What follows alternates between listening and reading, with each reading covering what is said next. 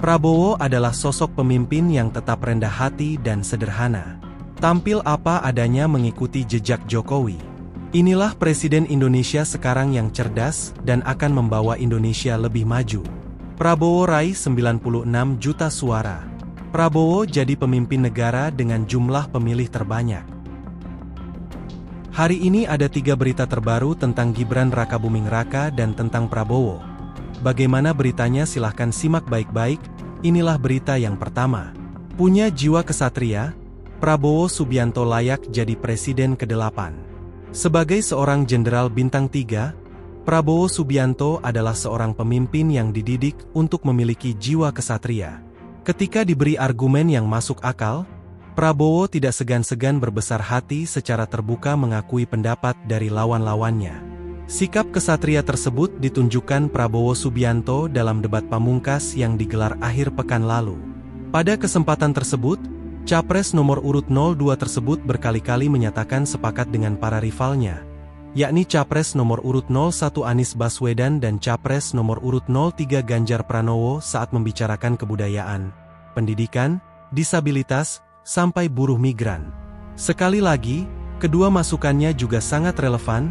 Saya juga sependapat, kata Prabowo saat menanggapi pendapat Ganjar dan Anies mengenai pentingnya penguatan data penyandang kaum disabilitas.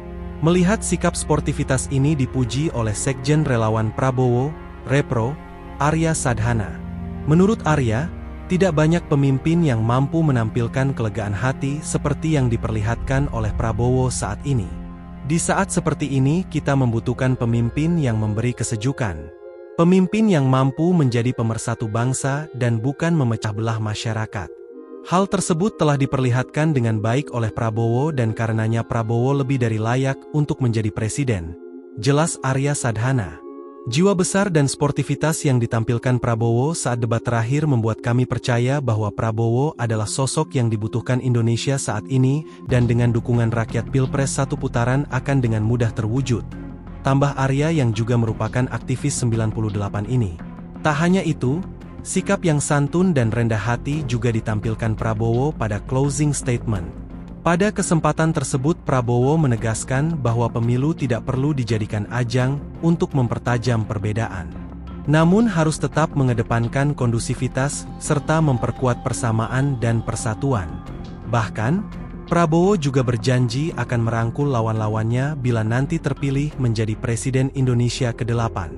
Hal inilah yang patut kita puji.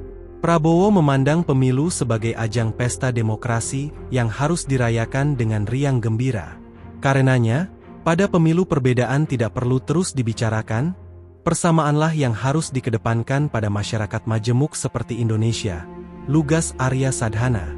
Semua sikap itu menurut Arya Sadhana merupakan buah dari pendidikan tentara yang sudah didapat Prabowo Subianto sejak muda. Karena itu, Prabowo ingin berjuang demi kesejahteraan penegak negara Indonesia seperti prajurit TNI, polisi, hingga jaksa mendapat gaji layak dengan keadaan hidup yang baik. Itulah berita yang pertama. Sekarang Mimin akan bacakan berita yang kedua. Prabowo terima kasih ke Anies dan Ganjar yang ejek saat masa kampanye. Presiden terpilih Prabowo Subianto berterima kasih kedua rivalnya di Pilpres 2024, Anies Baswedan dan Ganjar Pranowo, yang keduanya kompak memberi skor rendah atas kinerja Prabowo sebagai Menteri Pertahanan saat masa kampanye pemilihan presiden. Menurut Prabowo, ejekan berupa skor rendah yang ditujukan kepada dirinya justru membuat dia semakin dicintai rakyat. Walaupun saya sering diejek dan sering dihina, nggak ada urusan. Saya tadinya agak sedikit shock waktu saya dinilai 11 dari 100, kata Prabowo. Prabowo melanjutkan, ejekan itu tak memengaruhi dirinya, karena justru rakyat yang membela dia terbukti dari hasil Pilpres 2024 yang memenangkan pasangan Prabowo Subianto Gibran Rakabuming Raka. Tetapi, sekarang saya terima kasih dengan rival-rival saya kemarin itu. Semakin mereka mengejek saya, semakin rakyat cinta sama saya, ucap Prabowo. Itulah berita yang kedua. Sekarang Mimin akan bacakan berita yang ketiga. Indonesia bagi Prabowo, bukan besar wilayah saja, bukan besar penduduk saja, tetapi besar hati kita, besar jiwa kita, besar akhlak kita. Presiden Prabowo Subianto menegaskan Indonesia adalah negara yang besar, tidak hanya wilayah dan penduduknya. Lebih dari itu, kata Prabowo, Indonesia disebut Prabowo sebagai bangsa dengan masyarakat yang memiliki jiwa, hati, serta akhlak yang besar. Bangsa Indonesia adalah bangsa yang besar. Bukan besar wilayah saja, bukan besar penduduk saja, tetapi besar hati kita, besar jiwa kita, besar akhlak kita, kata Prabowo. Bangsa yang besar adalah bangsa yang menghormati pahlawan-pahlawannya. Bangsa yang besar adalah bangsa yang menghormati pemimpin-pemimpinnya, ujarnya. Ia pun berpesan agar seluruh rakyat Indonesia senantiasa menjaga persatuan dan kesatuan, agar tidak mudah diadu domba oleh pihak yang memiliki kepentingan untuk menghancurkan bangsa ini. Kita harus menjadi negara yang hebat, negara yang makmur, dan karena itu, kita harus menjaga kerukunan, kita harus menjaga persatuan, kita harus menjaga suasana kerja sama saling membantu, saling mendukung, pesannya. Yang kuat mengangkat yang lemah, yang kaya membantu yang miskin, yang pintar mengajar orang yang belum pintar, baru Indonesia menjadi negara hebat, tuturnya. Lanjut Prabowo menegaskan, komitmen dirinya beserta Wakil Presiden, Gibran Rakabuming Raka, dan Koalisi Indonesia Maju untuk bekerja demi kemajuan dan kemakmuran bangsa ini. Prabowo Gibran dan Koalisi Indonesia Maju berjuang untuk menghilangkan kemiskinan dari bumi Indonesia. Kami berjuang untuk membawa kemakmuran bagi seluruh rakyat Indonesia, pungkasnya. Berita selanjutnya. Kabar baik untuk Anies dan Ganjar tapi buruk bagi Prabowo. PDIP tegas hak angket Pilpres 2024 bergulir. Teka-teki terkait lanjutan rencana hak angket kecurangan Pilpres 2024 masih terus hangat diperbincangkan. Namun tersiar kabar baik bagi Anies Baswedan dan Ganjar Pranowo sebagai capres yang berstatus kalah di Pilpres 2024 dari Prabowo Subianto. Pihak PDIP melontarkan hak angket kecurangan Pilpres 2024 akan tetap dijalankan. Politikus PDI Perjuangan, Chiko Hakim, yakin bahwa hak angket di DPR untuk menyelidiki dugaan kecurangan pemilu akan tetap dilanjutkan.